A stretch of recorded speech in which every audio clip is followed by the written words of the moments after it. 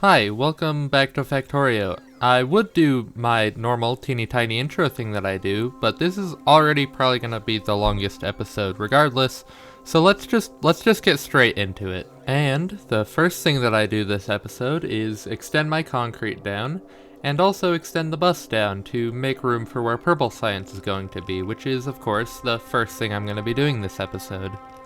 And so, after planning out Purple Science and Helmod and grabbing the required machines from the malls, I do get started on Purple Science. The first ingredient is rails, which is super easy. All you need is stone, steel, and iron sticks are just made out of iron plates, so it's definitely the easiest thing here, and doesn't even really take very many assembling machines, so it gets out of the way pretty quick. Both of the other two ingredients of Purple Science do require red circuits, but my red circuit builds have been pretty good, and this one is not an exception. It's a little weird, but it works pretty well. The next two ingredients being productivity modules and electric furnaces.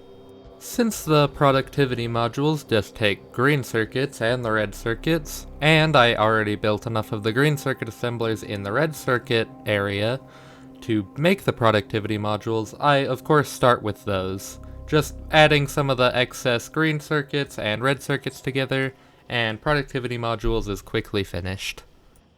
The last thing we need to make, which isn't really that much more complicated than the productivity modules we just did, is the electric furnaces. It just takes the red circuits we already made, and then steel and stone bricks off of the bus. With that, we've got electric furnaces. And we're just not gonna mention how I somehow managed to miss that I didn't place an underground belt right there, but I did, so oopsie daisy.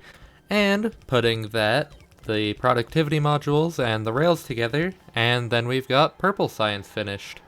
Yeah, it was a lot easier than the Yellow Science we did last episode, and if we were going off of complexity, I definitely would have done this one first. But due to the technologies unlocked, I figured it would just be a better viewing experience and also just a little bit nicer to have the Yellow Science first, and so that is what I did. But with that done, it's time for me to do the signature thing I've been doing this series, which now that the science is set up, route it up to the labs, and then just stand there and wait for it to back up fully. Which is, kind of a waste of my time if I'm gonna be honest, but I enjoy it, so I'm doing it anyway.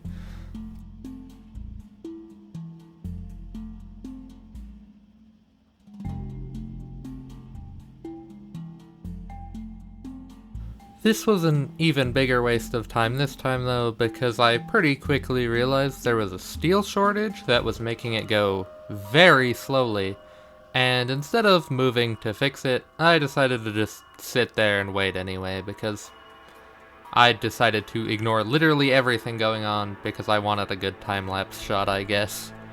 My extremely questionable time budgeting aside, I immediately realized that at some point during that time-lapse, the oil train had completely run out of fuel midway down the track, and so I head back up to fix that, and I set up a little rocket fuel place up there, since it just takes a bunch of light oil to fuel the trains from now on, so that it won't run out anytime soon, or hopefully ever. But now time for the other signature of this series so far, which is the research slam. Red and green science immediately start running low, probably due to the labs being a lot faster and a lacking buffer compared to the other two. But at the end, we're also running low on Purple Science, probably due to the before-mentioned extreme steel shortage. And I finish up with Coverix, which is the last Purple Science. After that slightly painful experience of how slow that was, I take a moment to reroute some of the belts just so that they're parallel to each other before I set up some buffer chests for the science. There isn't a whole lot of actual utility to doing this, other than the fact that I know about how much we have going into it, So next time I research something, I have a good idea how long it'll be until we run out of science in any of the chests. And as exhilarating as it could be to watch it fill up all the way, I didn't record most of it because in reality it would have been really boring, let's be honest. So I just have a couple very short clips of watching some of it fill up and the graph of the science production, which kinda shows that this base is not producing at max because it's got a lot of shortages, mostly copper and steel. And after way longer than I'd like to admit of just standing next to those boxes, I realized that since I'm not recording it, there's literally no reason to not just take the time while that fills up to do something productive. And so I take a moment to actually set up a couple more steel stacks, cause we clearly need them. The purple science is almost certainly as slow as it's been, just because at least 2 of the ingredients take steel, and we have pretty much no steel. And so these 2 steel stacks should help us produce science a little bit faster. But even with these 2 steel stacks, we're still gonna have a steel problem just because we need so much of it. So I decided to put productivity modules in all of the labs, as that'll mean we're technically consuming less science to research. And I also put productivity modules in all of the science builds because it means they can make pretty much the same amount of science per minute, but with slightly less materials. Though, by technicality, this might dip me below 120 science per minute in the builds, but it's probably fine. However, one real problem about putting modules and everything is power. Yeah, we pretty much have a power outage the next night because our solar panels just cannot keep up with all of these module builds. And so I have to slap down a couple more solar bricks, which will manage to keep up, but yeah, it's a pretty major increase in our power draw.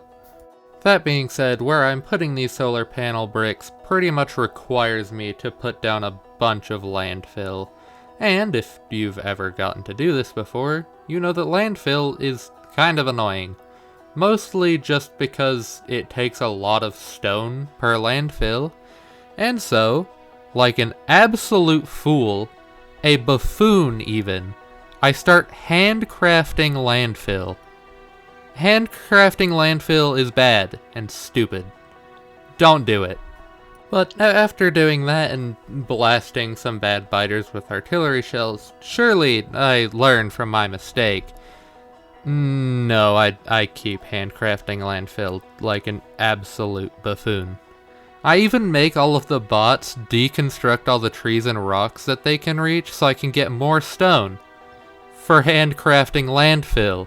If you don't know why this is a terrible idea, it's mostly because landfill takes a lot of stone, even just for one.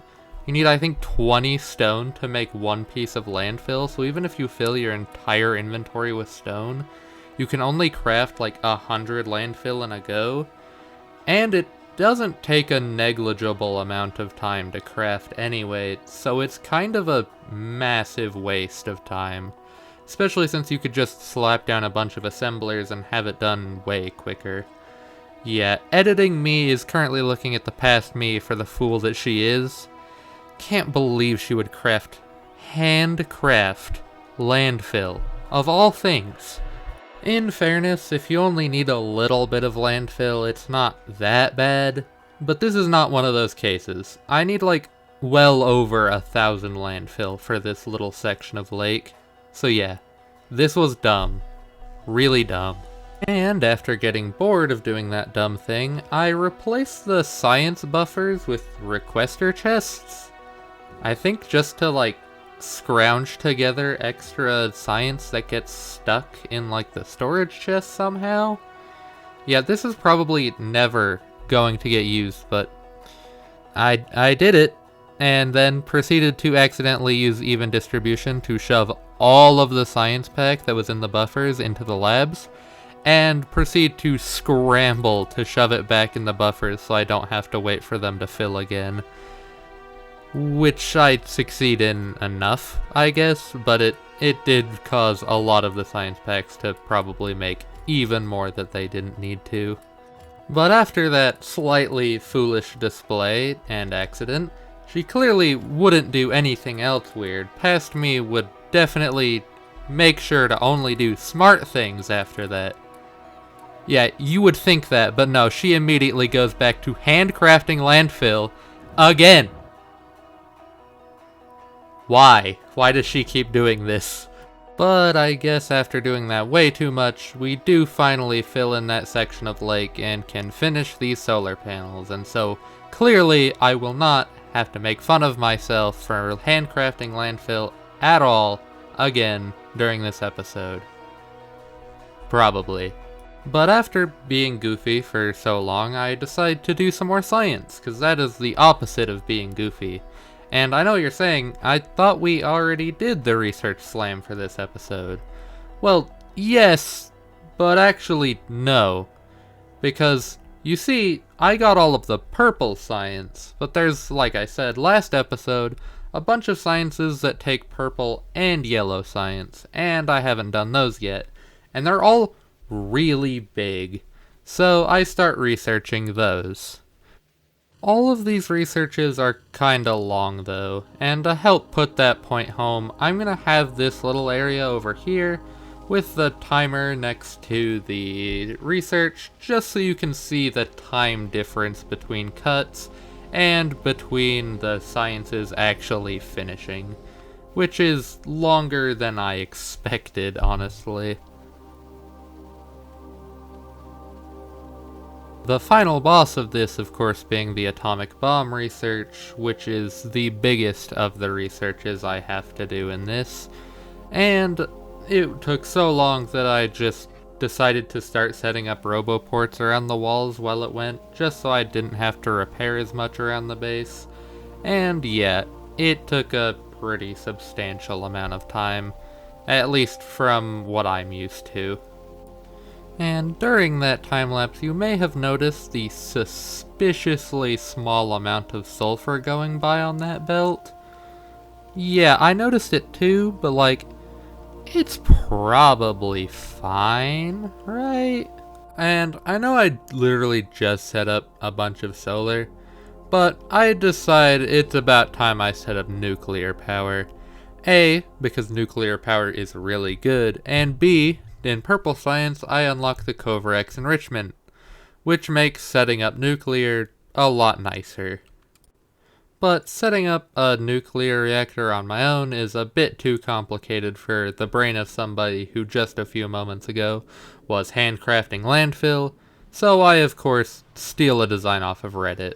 Since landfill is included in this blueprint, and also because it just is an open area technically, I decide to put it in the water underneath my solar bricks, just because it seems the most immediately convenient right now. And yeah, speaking of landfill, we're gonna need a lot of that for this.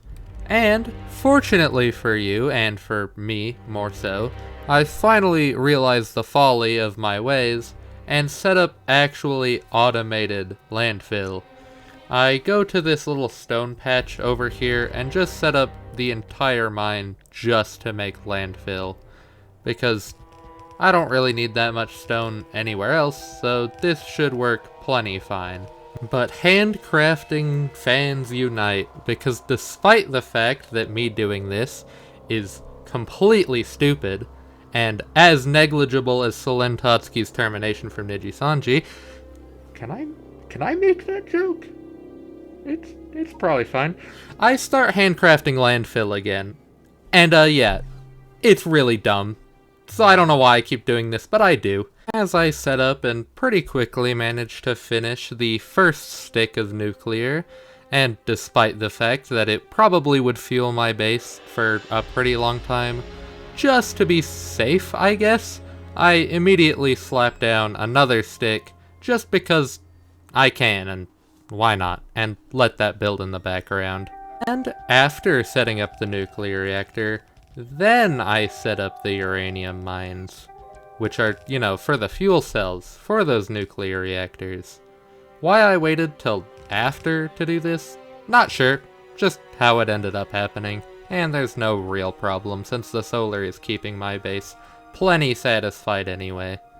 And when I'm setting up Kovarex, I try out a couple of Nilaus's designs. The first one I don't use. I'm not entirely sure why I didn't decide to use it, I just didn't. Then I tried the second one and it works, but it's a little too complicated for my taste because it breaks for a reason I can't understand, so I can't fix it. And so I make it a bit dumber, but more stable for my uses. And with that, nuclear is completely set up and automated. But really won't be used because, well, solar is still keeping everything satisfied, and the nuclear reactors won't really turn on unless the solar becomes insufficient. But after doing that and finally getting the roboports around the walls finished, I start setting some more stuff up in the mall. This time I specifically set up all of the prerequisites and the Spidertron. I haven't really talked about putting things in the mall for a while, but there's a reason. You'll see, but Spidertron is just different, and bringing it up now is for a good reason. I am in fact so excited to get Spidertron that I steal a bunch from my science builds just to get the Spidertron a little bit faster. And, after a bit of doing that, I have my first spider.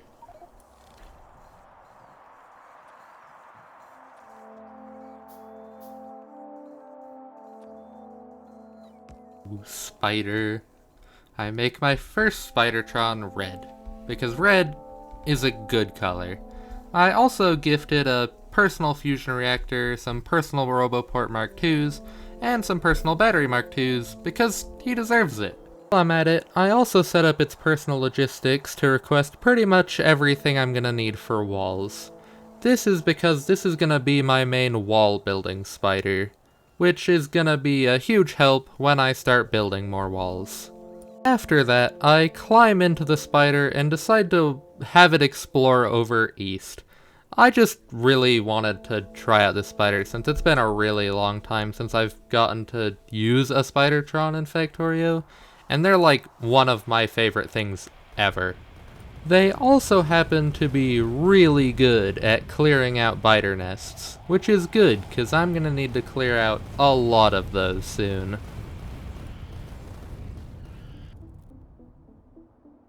After a little bit of exploring, mostly to clear out the weird exploring probably caused by artillery, I use one of the big advantages of the Spidertron to have them autopilot home while I think I got up to do something else, because I just kind of sit there for a while.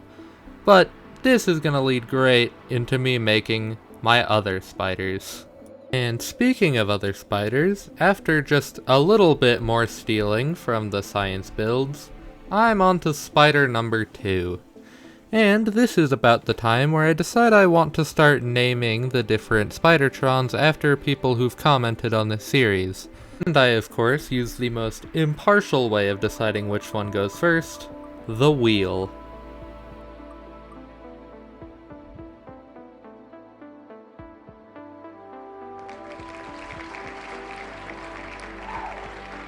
The first one that I get is Azir J, and I make it a blue Spidertron. This Spidertron is going to be in charge of mining outposts and carrying mining drills and other things to make said mining outposts. They also get their Roboport, generator, and batteries, just like the red one. I send Red out to explore the western area a little bit and clear out the western neighbors a little bit before routing back home.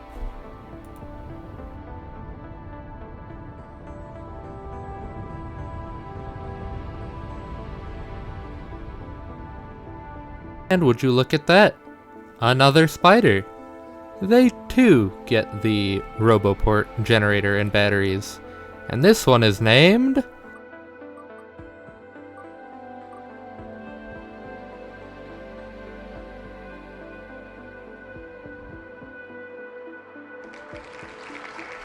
This person put their whole name in here. Well, I'm naming the spider Am, after you. You're welcome. The spider is green and will hold on to landfill, which may sound a little silly, but it's actually pretty useful to make spider bridges across large areas of water, and also just other landfill activities. As a little side quest, I set up some explosive rocket production just because each Spidertron needs 800 to fully fill up, and the bot mall can't quite keep up with that. It's not quite that fast. And I also set up a third hotbar actually, that is specifically dedicated to Spidertron remotes, so I don't have to constantly comb through my inventory looking for them. At this point you may be asking, what's the red Spidertron's name? Me too. And to demonstrate that AM being specifically designated as the landfill robot is not a waste, I have them head over to the nuclear reactor to set up the first spider bridge down across that pretty major lake. See, the main advantage of these weird spider bridges is that only Spidertrons can get across them, so while I can have the Spidertrons cross them to explore or whatever, I don't have to worry about biters getting across or defending them at all, which is just a little bit convenient for me. After AM gets across the lake, I have them explore a little bit, blast a few biters, but head back pretty soon after, as I don't really intend to explore too much over here right this instant. At this point, you probably get the idea. Spidertrons are as nice as they are because they pretty much let you multi-thread your person. See, up until this point, if I wanted something done, it either had to be already within the bot network, or next to me. But now I can send these Spidertron minions to go help out do things anywhere else at any time I want, which is just really handy. As a semi-good example of this multi-threading possibility, while AM is still heading back from their little adventure, I have the red Spidertron walk around, specifically mostly around water, to try and find good areas to build walls. I'm having them walk around water a lot because if I can build a wall between two big sections of water, that's less wall I have to build, and it's actually kinda more defended than just one long line of walls, since you can kinda think of the water as impervious sections of walls, since biters cannot get across it. And while the red Spidertron heads back, I make another Spidertron. This one is yellow. After a little bit more exploring from our original trio, I have them start working on the first new section of wall. AM is there mostly because they can add some extra landfill into the water so that the wall is just a little bit more secure. Since we're using alien biomes, there is shallow water, and I'm not entirely sure if biters can get through that or not, but I don't want to risk it, so just landfilling a bit into the water first helps make sure it's a bit more secure. As those three start working on the wall, I gift the yellow Spidertron his equipment, and give him a bunch of power poles so that he can start stringing power over to where they're building the wall. Having power over by the wall is obviously helpful for the inserters to the gun turrets, and will also be helpful when I add radars and roboports over there. I also sent him with cliff explosives since it apparently completely passed my mind to give any of the other ones cliff explosives, which are kind of important because there's kind of cliffs literally everywhere. After the spiders finish this first section of walls, I have AM make this really narrow line of landfill to run pipes along to fuel the wall's flamethrower turrets until I can get a less dumb solution set up. And then I have most of the turrets return home, except for Ezier, who continues being a bodyguard and patrols the wall while I connect the pipe up.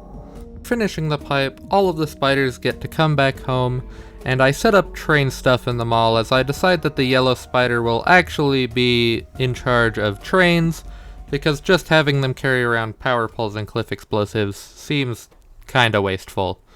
And so I designed some quick train blueprints too.